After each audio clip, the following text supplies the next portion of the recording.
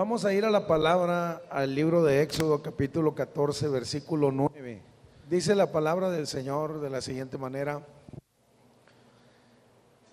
Dice: y siguiéndoles, pues los egipcios con toda la caballería y carros de Faraón, su gente de a caballo y todo su ejército, los alcanzaron acampados junto al mar, al lado de Pi-Hahirot, delante de Baal-Zephón.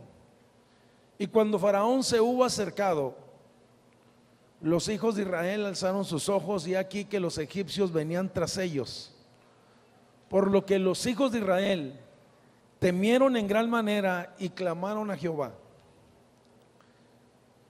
Y dijeron a Moisés: ¿no había sepulcros en Egipto que nos has sacado para que muramos en el desierto? ¿Por qué has hecho así con nosotros, que nos has sacado de Egipto? ¿No es lo que te hablamos en Egipto diciendo: déjanos servir a los egipcios? Porque mejor nos fuera servir a los egipcios que morir nosotros en el desierto. Y Moisés dijo al pueblo: no temáis, estad firmes y ved la salvación que Jehová hará hoy con vosotros, porque los egipcios que hoy habéis visto, nunca más para siempre los veréis.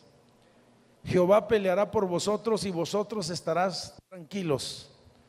Entonces Jehová dijo a Moisés: ¿por qué clamas a mí? Di a los hijos de Israel que marchen. Dile a los hijos de Israel que marchen.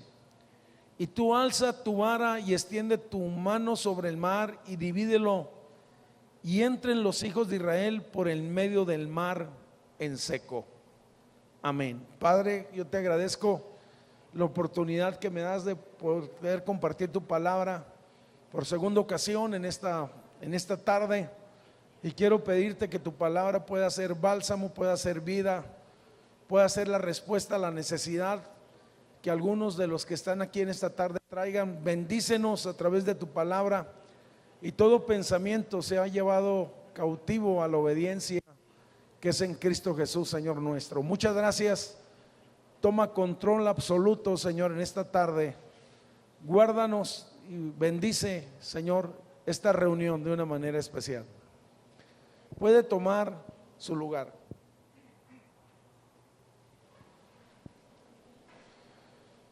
Los que han leído la historia del pueblo de Dios conocen, creo que muchos de los detalles. La razón por la cual ellos estaban en la tierra de Egipto es que un día la tierra de Egipto fue tierra de salvación para ellos, pero la tierra de Egipto era un lugar de paso y no de estadía.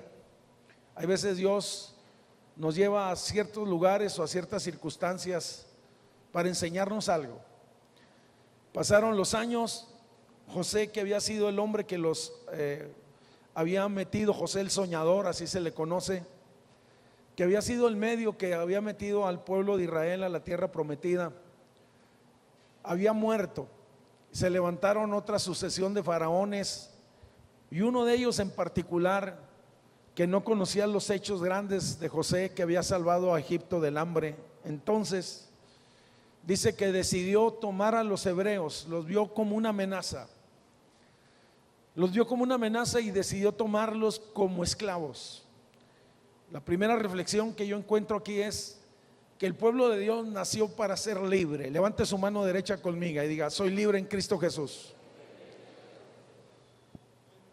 El pueblo que Dios escogió es un pueblo que está llamado a vivir en libertad y que está llamado a servir a Dios. Se levantó ese rey y dice que los trató con mano dura, con azotes, con hambres. Vemos entonces que el pueblo estaba sufriendo, y entonces el pueblo empezó a clamar y a reclamarle a Dios: ¿hasta cuándo, Señor? Vemos a un pueblo afligido bajo el látigo de Faraón, y vemos un pueblo que está clamando por ser liberado.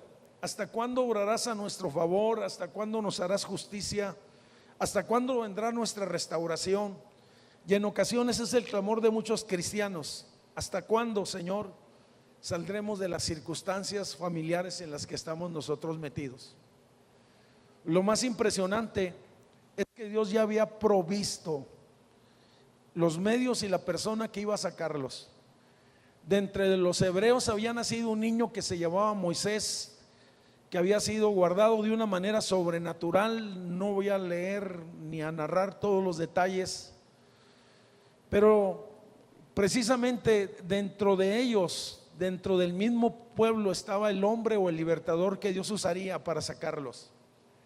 Y hay una reflexión que a mí me lleva, que quiero compartirla con ustedes, es que antes de tener alguna necesidad, el Señor ya había hecho provisión. Antes de que ellos fueran, antes que ellos clamaran, 80 años atrás había nacido un niño que sería el libertador de esa nación. Me refiero a Moisés.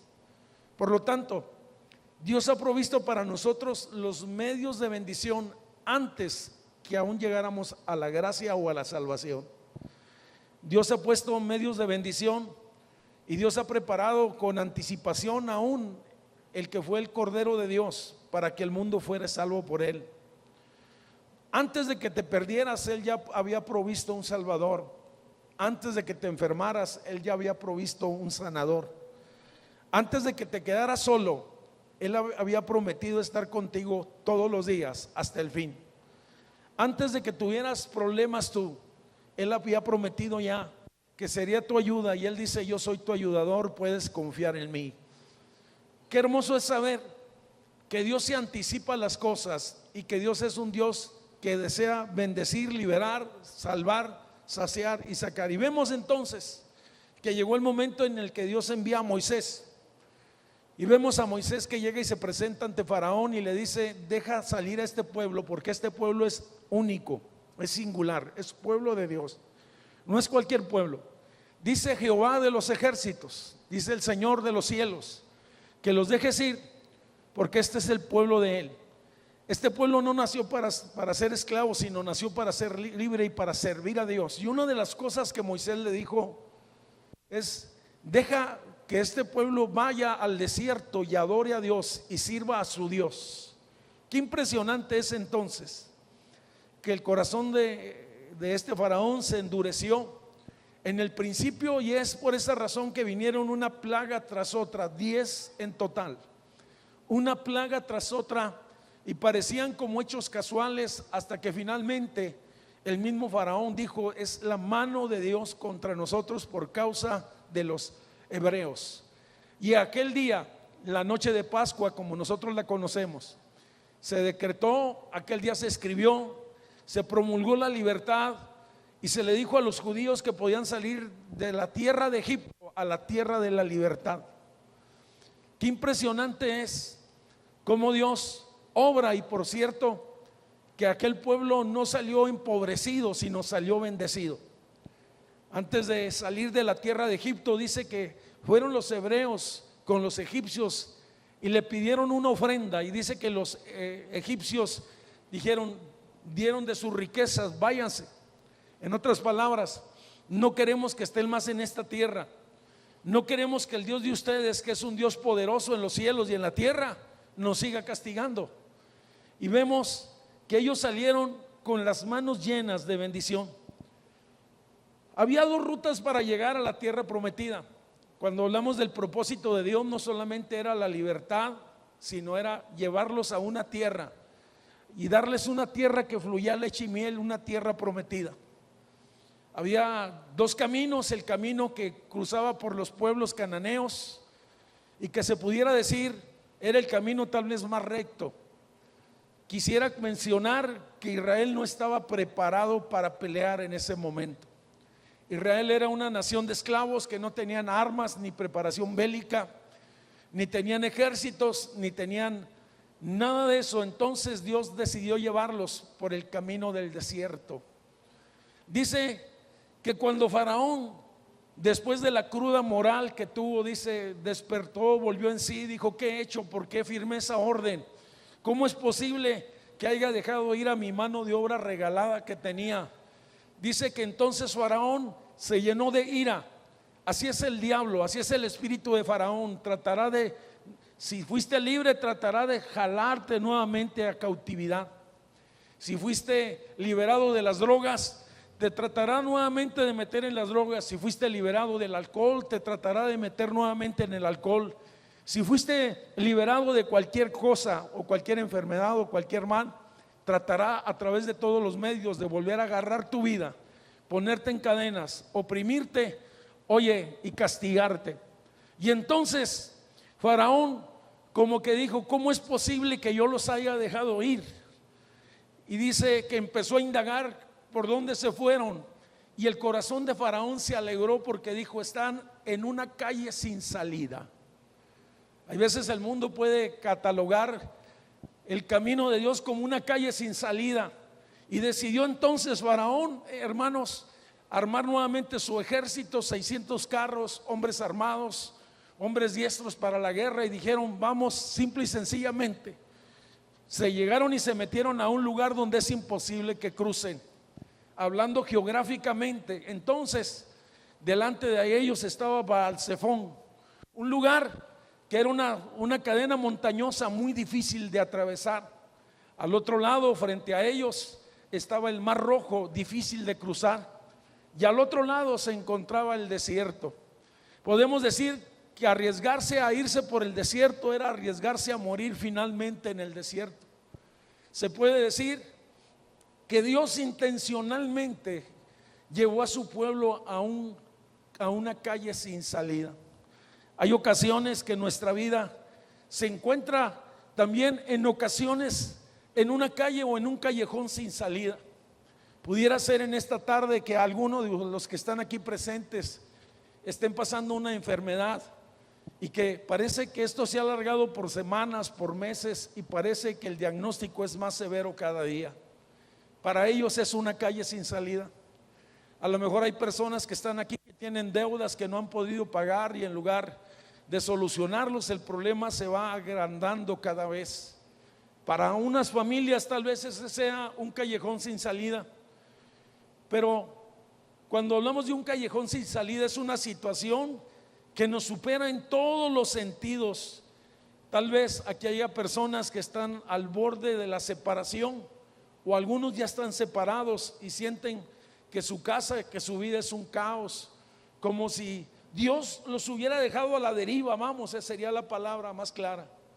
Parece que Dios está ausente. Recuerdo la predicación del hermano Salomón. En ocasiones da la impresión que Dios está ausente, pero está presente. Podemos decir que entonces muchos de nosotros en algún momento, hermanos, pasamos por un callejón sin salida, una calle que parece que todo se acabó, que no hay remedio, que no hay solución, que parece que las cosas van a ir de mal en peor. Precisamente en esos lugares, en las calles sin salida, es donde se experimenta, o el cristiano es quebrantado y es expresado lo que está dentro del corazón de Dios. Ellos habían pasado 400 años de esclavitud en la tierra de Egipto. Muchas de las cosas que los egipcios practicaban y hacían, vamos, mucha de la influencia de Egipto, muchas de las cosas de Egipto estaban en el corazón de los hebreos. Pero Dios quería un pueblo libre. Levante su mano y diga conmigo: a libertad nos ha llamado el Señor. Y Dios quería un pueblo libre que le sirviera en espíritu y en verdad. Estar en un callejón sin salida hay veces no es fácil, porque somos quebrantados, y hablar de quebrantamiento en la vida del creyente regularmente no nos gusta a nadie. Cuando somos quebrantados por las circunstancias, o en ocasiones Dios permite que seamos quebrantados por las circunstancias, o Dios nos quebranta, a ninguno de nosotros nos gusta. Sentimos que no tenemos control de las cosas, sentimos que se nos han escapado las situaciones de nuestras manos. En otras palabras, pudiera decir entonces que hay un ejemplo que me impresionó mucho. Es el ejemplo de Jesús en el huerto de Getsemaní, cuando sudaba como gruesas gotas de sangre. Delante de él estaba la cruz, y empezó a decirle al Señor: Señor, si es posible, pasa de mí esta copa, pero no sea como yo quiera, sino como tú quieras. En algún momento dado Jesús mismo fue quebrantado. antes de llegar a la cruz del Calvario, y estaba diciendo: Señor, sea hecha tu perfecta y santa voluntad. En los lugares de quebrantamiento, hermanos, simple y sencillamente es cuando el creyente empieza a doblarse y a decirle: Señor, sea hecha tu voluntad. Hay otro hombre en la escritura que también fue quebrantado, y es el caso de Job. Dice que en unos cuantos días perdió sus riquezas, perdió su casa, perdió sus propiedades, perdió su familia, perdió la salud. Y él es el que escribió precisamente: me probará y saldré como el oro. Me probará y saldré como el oro. El oro se prueba con fuego, y en ocasiones en las calles sin salida somos nosotros quebrantados y solamente queda el recurso divino. Se lo voy a decir. No había más para dónde voltear. No podían irse al desierto, no podían irse al mar, no podían ir a cruzar la montaña. Solamente atrás estaban los enemigos, solamente quedaba algo: Dios. En los lugares donde somos quebrantados solamente queda un recurso, el recurso divino. Pedro habla del quebrantamiento en Pedro 4:12, dijo: no se sorprendan de la prueba de fuego que te ha venido como cosa extraña. Y luego añade en los versículos siguientes, dice: y si alguno padece como cristiano, glorifique a Dios por ello. En el lugar del quebrantamiento es el lugar donde el corazón del hombre, hermanos, se expresa todo lo que hay adentro. Llama mi atención que en ese lugar de quebrantamiento sale precisamente lo que Israel pensaba, el concepto que tenía de Dios. Es precisamente en los momentos difíciles donde nosotros vamos a conocer al Señor como nuestro sanador. Es precisamente en los momentos difíciles donde vamos a conocer al Señor como nuestro proveedor, o lo vamos a conocer como nuestro abogado, o lo vamos a conocer como el Rey de Reyes y Señor de Señores, o lo vamos a conocer como el que pone y trae paz en medio de la tormenta. Precisamente en los momentos de quebranto y en los momentos difíciles, cuando la iglesia o los creyentes conocen a Dios. ¿Cuántos saben lo que estoy hablando en esta hora? Dice que se apoderó una serie de sentimientos del pueblo en general. Muchas de las cosas y de los conceptos que tenía, Egipto, de los dioses, también estaba en el corazón de los hebreos. Dice que se apoderó un temor impresionante: vamos a morir. Volteaban a ver la nube de polvo que venía y ya se habían enterado que venía Faraón por ellos. Vamos a ser azotados, vamos a ser castigados, vamos a ser lastimados. Y entonces no solamente tuvieron temor, por cierto que el temor es la arma favorita de Satanás. El temor opera, en forma contraria a la duda. La duda cree. El temor la fe nos hace creer, el temor nos hace dudar. La fe nos hace creer en el Señor y esperar en sus promesas. Podemos decir entonces que siempre el temor va a operar contrario a la fe en todos los aspectos. No solamente se apoderó el temor, sino que se apoderó la murmuración. Y entonces, como al único que tenían delante de ellos para decirle algo era Moisés, y le empezaron a comentar: Moisés, ¿por qué nos has hecho esto? O hay veces cuando estamos en circunstancias como estas, nosotros mismos le decimos a Dios: Dios, ¿por qué permitiste que estas cosas sucedieran?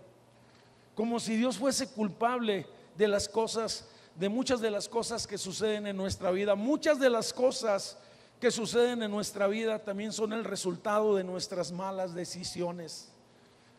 Pero aquí estaba de por medio el destino de una nación, y que el nombre de Dios sería glorificado en medio de esta gran prueba que ellos estarían pasando. Pero Dios aprovecharía la ocasión para purificar el corazón de ellos. Vemos a ellos que estaban claudicando en la fe y que estaban hablando según su propio parecer. Hasta llegaron a exclamar y a decirle a Moisés: era mejor habernos quedado en Egipto que morir en el desierto. Moisés, me da la impresión que estaba tranquilo porque tenía una palabra. Yo no sé cuántos de ustedes tienen una palabra en medio de su problema o en medio del momento que usted está viviendo. Yo no sé cuántos de ustedes, porque cuando tú tienes una palabra, aunque el infierno ruja, tú estás tranquilo. Cuando tú tienes una palabra de Dios en tu corazón, tú vas a estar calmado, vas a estar sosegado, vas a estar confiado. Y vamos al Éxodo capítulo 14, versículo 13. Fíjate lo que dice. Fíjate lo que dice. Y Moisés le dijo al pueblo, Moisés tenía una palabra. Moisés tenía una palabra.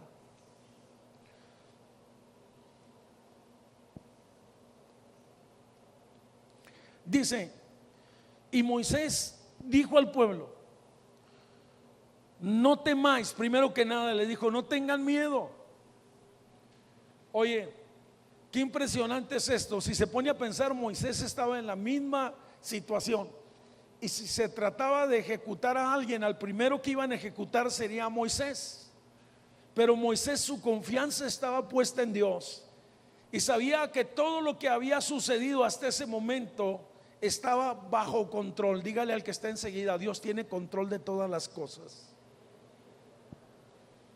Es que hay veces, hermanos, creemos o pensamos o sentimos que las cosas se salieron del control de Dios, se salieron de nuestro control, pero no del control de Dios. Llama mi atención que primero le dice, no tengas miedo. Casi siempre cuando Cristo iba a sanar a alguien o se topaba con alguien, lo primero que le decía, no tengas miedo, porque el temor opera de una manera contraria a la fe. Y luego le dice, estad firmes y ved la salvación que Jehová hará hoy con vosotros. ¿Cuándo era esa salvación? ¿Cuándo era esa salvación? No les dijo, ellos no necesitaban la salvación para mañana, necesitaban la salvación para ahora. Pero les dice una cosa, estad quietos. Regularmente, estar firmes. Regularmente cuando tenemos problemas estamos sumamente inquietos, estamos sumamente atribulados, y mucho menos estamos quietos, y mucho menos estamos tranquilos. Estar firmes y ver la salvación. En otras palabras, esta es una palabra de fe para el momento, y necesitamos creer a la palabra de Dios ahora nosotros. Yo no sé cuáles sean las circunstancias que están alrededor de tu vida en este momento. Ya las mencioné: enfermedad, carestía, problemas familiares, problemas morales. Pero una cosa el Señor dice en esta tarde: estad firmes, cree que Dios va a obrar salvación. No tenían más que solamente una palabra. Ahora sigue diciendo: porque tus enemigos, porque los egipcios que hoy habéis visto, nunca más los volverás a ver. En otras palabras, tus enemigos que te capturaron, tus enemigos que te torturaron, tus enemigos que te quitaron el pan de la boca, dice, no los vas a ver. Eso se llama victoria completa, hermanos. Muchas veces nosotros estamos peleando por mucho tiempo con un enemigo en particular. Pudiera ser que se llame desaliento, desánimo o cualquier otro nombre que tenga. Pero llama mi atención que el pueblo de Israel, el Señor le dijo: nunca más lo volverás a ver. En otras palabras, tú verás mi salvación plena y verás mi salvación total. Es como cuando el Señor pone su mano sobre alguien, oye, y le trae sanidad. Oye, lo más lógico es que esa persona no vuelve a padecer nada de lo que fue sanado. Cuando vemos la mano de Dios que se mueve a través de diferentes circunstancias, vemos que es una obra perfecta y es una obra completa. Pero lo más impresionante del texto dice: porque Jehová peleará por vosotros y tú estate tranquilo. En otras palabras, vas a ganar sin pelear. No va a ser necesario, porque no tienen ni la capacidad ni la fuerza. Ellos son guerreros. Tu enemigo es más potente que tú. Tu enemigo es más feroz que tú. Tu enemigo tiene más experiencia que tú. Todas esas cosas. Pero yo soy tu escudo y yo soy tu galardón y yo soy quien te sustenta y yo soy quien digo basta al enemigo y le digo: hasta aquí llegaste. No podrás tocar ninguno de sus cabellos. Ninguno de sus cabellos.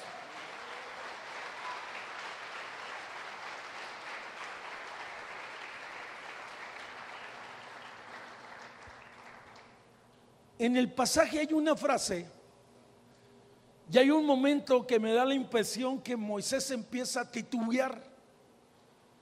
Tenía la respuesta y de pronto voltea a ver las circunstancias y empieza a clamar.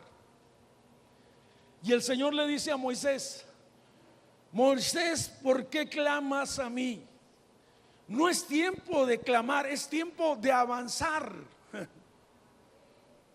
Hay un tiempo, y no que esté mal que oremos, sino simple y sencillamente ese era el tiempo en el que se ejecutaba la salvación.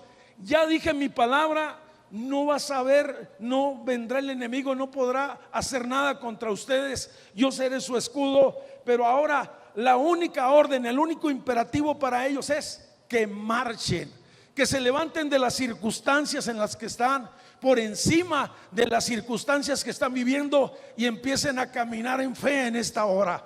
Moisés, ¿por qué clamas a mí? Como que hay un momento en la vida de Moisés que hay un titubeo y dice: Señor, ¿qué hago? ¿Cómo le hago? Y el Señor le dijo simple y sencillamente: marcha. Y esto se habla de caminar por fe y caminar en la palabra y creerle al Señor y servirle al Señor, si se pudiera decir de esa manera. Llama mi atención entonces que el Señor le dice a Moisés: ¿qué tienes en tu mano? En tu mano tengo una vara, la vara que usé en algún momento en Egipto. Dice: alza tu vara. Y le quiero decir que era una vara del pastor, la vara de Moisés como pastor, que lo había acompañado por mucho tiempo.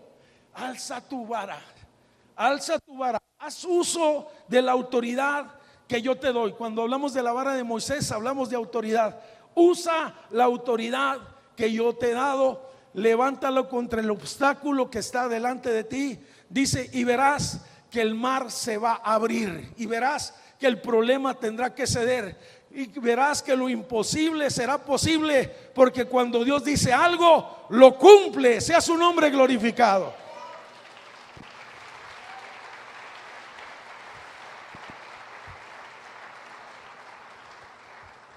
Pasamos del quebrantamiento a la reflexión y a la consolación. Entonces encontramos que en las calles sin salida se pueden experimentar también grandes victorias. Lo que vemos que sucede, lo siguiente es impresionante. Número uno, dice que el mar se abre. Cuando Moisés levanta su vara, dice: el mar se abre. Hay una palabra que llama mi atención ahí. Dice que vino un viento recio, un viento fuerte. Dice que sopló sobre aquel lugar, sobre aquel mar. Y ese viento fuerte o ese viento recio se ha hecho presente en varias partes de la Escritura. Se hizo presente cuando estaban unos discípulos atribulados, angustiados, deprimidos, porque Jesús se había ido, y sopló sobre la casa donde estaban, y fueron todos llenos del Espíritu Santo y comenzaron a hablar en otras lenguas según el Espíritu que les daba que hablasen en ese momento. Pero aquí se trataba de salvación. Y vino un viento recio, dice la Escritura, y sopló y abrió las aguas en ese lugar. El mar se abrió. Pero lo más impresionante no solamente es que el mar se abre, hermano, sino que dice que pasaron en seco. Llevaban carretones o carros o bestias o animales de carga con sus pertenencias. Caminar en el fango es muy difícil. Los que han tenido esa experiencia saben lo que estoy hablando. Es más, es imposible en términos humanos. Oye, pero es el Dios que hace nuevos caminos y hace nuevas carreteras, y que compacta la tierra y que hace que camines en lo seco. En lo que parecía imposible, es posible en Dios. A su nombre sea la gloria.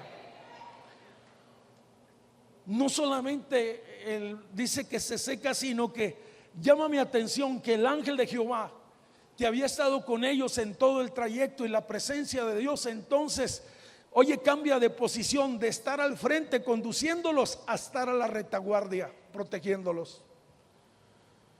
La experiencia de Israel con la presencia de Dios es que de día era una sombra y de noche era un fuego que iluminaba.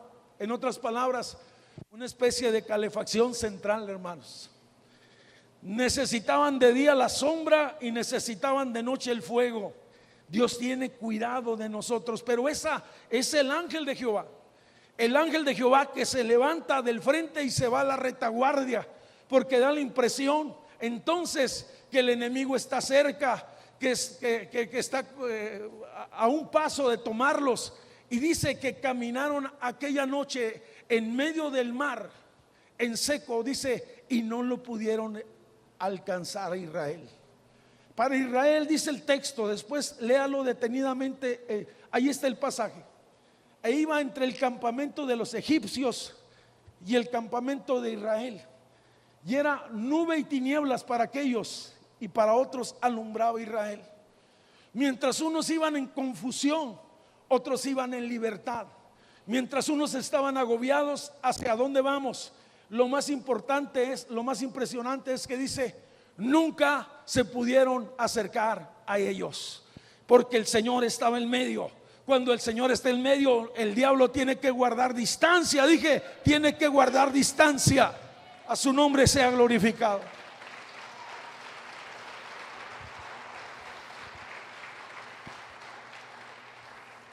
Llama mi atención que cuando iban a medio camino del Mar Rojo, se cree que fue una parte bastante ancha por la que ellos cruzaron.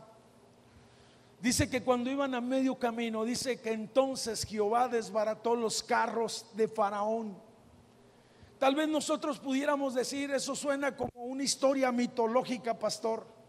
¿Sabía usted que la arqueología ha comprobado que en el fondo del Mar Muerto se han encontrado ruedas y carros egipcios? El testimonio verídico de que nuestro Dios es real. Sea su nombre glorificado. Evidencias para el que duda, crea que Dios pelea por su pueblo. Sea su nombre glorificado. Dice que Dios desbarató los carros de Faraón. Y cuando los carros se descompusieron y las ruedas salieron, todas esas cosas, hermanos, entonces dice que tuvieron miedo. Y hay una expresión que aparece en el texto y dice, Jehová pelea por ellos. Dígale al que está enseguida, Dios está a nuestro favor. No se lo dijo con fe, dígaselo con fe. Dios está a nuestro favor. No estoy diciendo buenos días o buenas tardes, estoy diciendo el alto Dios que hizo los cielos y la tierra está a favor nuestro, está con su pueblo, está en medio de nosotros. Sea su nombre glorificado para siempre.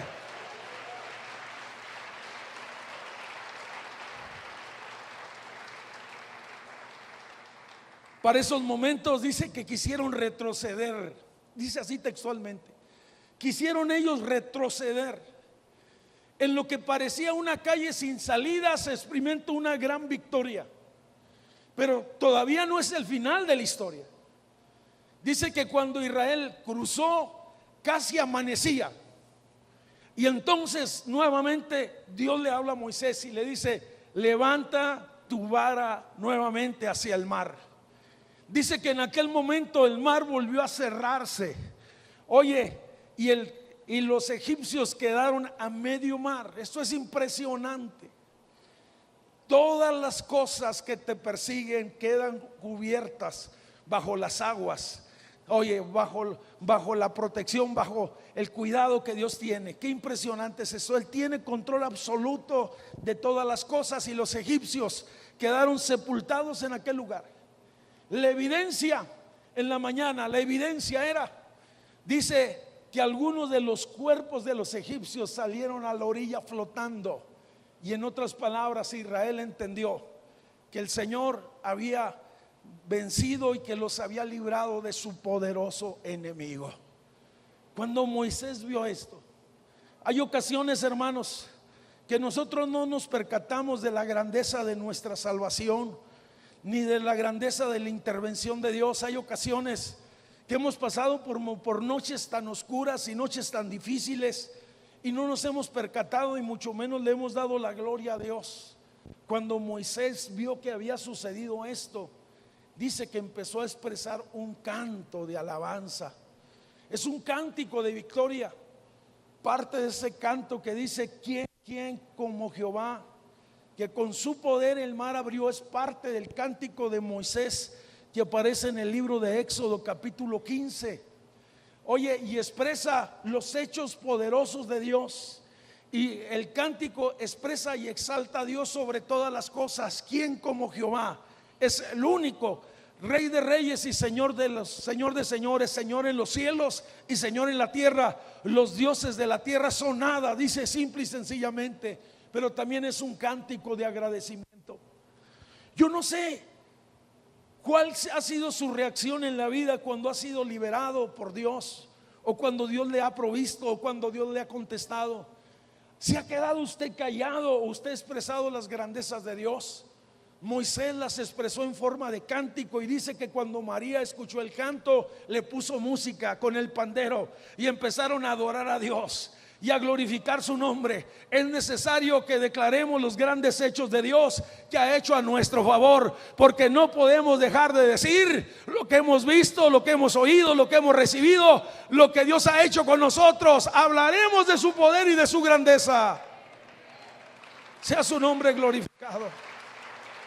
Hay un caso que lo considero más extremo en la escritura y que tiene que ver con las noches oscuras también, con las noches que cuando parece que el mal prevalece, no el mar, el mal prevalece. Me refiero al caso de Pablo y Silas, que después de haber liberado a una joven que estaba endemoniada y que tenía un espíritu pitonizo de adivinación, el dueño, que tenía grandes ganancias, dice que lo llevó ante las autoridades dice que los azotaron con varas, pusieron sus pies y sus manos, o en otras palabras los pusieron en un cepo, en un instrumento de tortura. Oye, y dice que a la medianoche, en lugar de quejarse, Pablo y Silas estaban cantando a Dios. Dije que es un caso más extremo. La diferencia entre Pablo y Silas y Moisés es que Moisés le adora cuando ve sus hechos poderosos, pero Pablo le adora antes de que venga la liberación y la bendición de Dios. Si nosotros le adoramos cuando hemos sido liberados y bendecidos, es bueno, pero si le adoramos antes de que venga la solución de Dios, entonces estamos alabando y glorificando su nombre en una actitud de fe. Dice que Pablo y Silas empezaron a cantar en aquella cárcel donde estaban prisioneros. Empezaron a adorar a Dios. Y dice que a la medianoche Dios intervino nuevamente de una manera sobrenatural.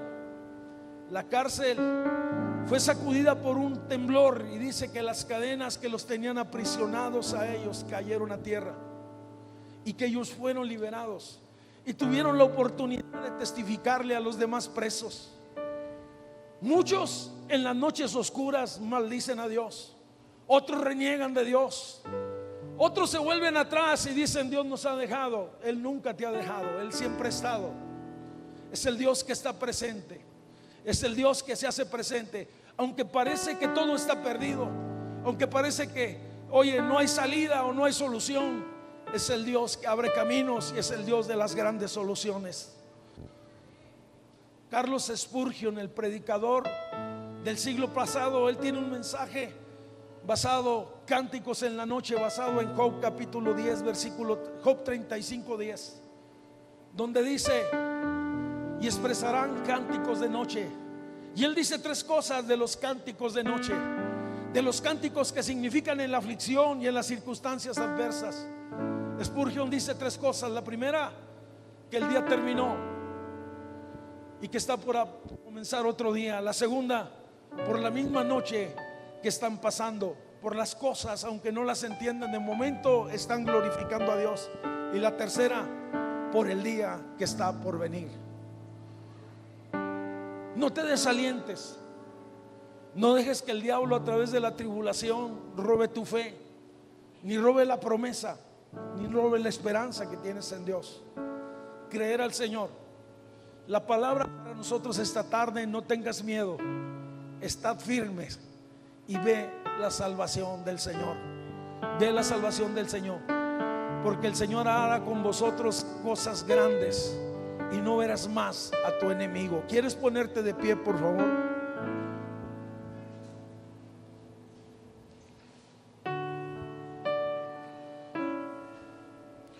Yo no sé si tú estás en un momento difícil, si estás en un momento difícil, yo te invito, vamos a adorar a Dios. Si te sientes claudicar, yo te invito, vamos a adorar a Dios esta tarde. Si sientes que tus fuerzas se están acabando, vamos a adorar al que da nuevas fuerzas al abatido y al cansado, al Dios de toda gracia. Cierra tus ojos un momento, por favor. Mire que su presencia está entre nosotros. Padre, muchas gracias por tu presencia. Muchas gracias por tu presencia. Al que está abatido, yo pido que lo levantes esta tarde. Al que está dudando, yo pido que lo fortalezcas en esta tarde. Al que está en cadenas, pido que las cadenas se rompan. Al que está de pie, Señor, pido aliento del cielo para que su fe no mengue, sino crezca y permanezca. Extiende tu mano ahora, Señor, sobre tu iglesia.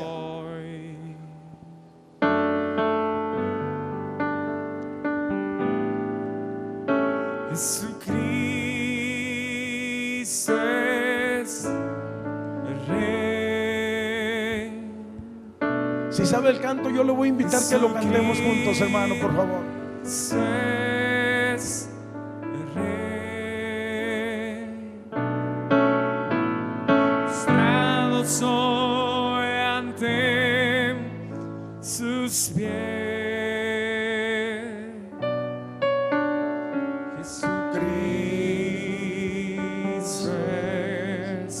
Cierra tus ojos.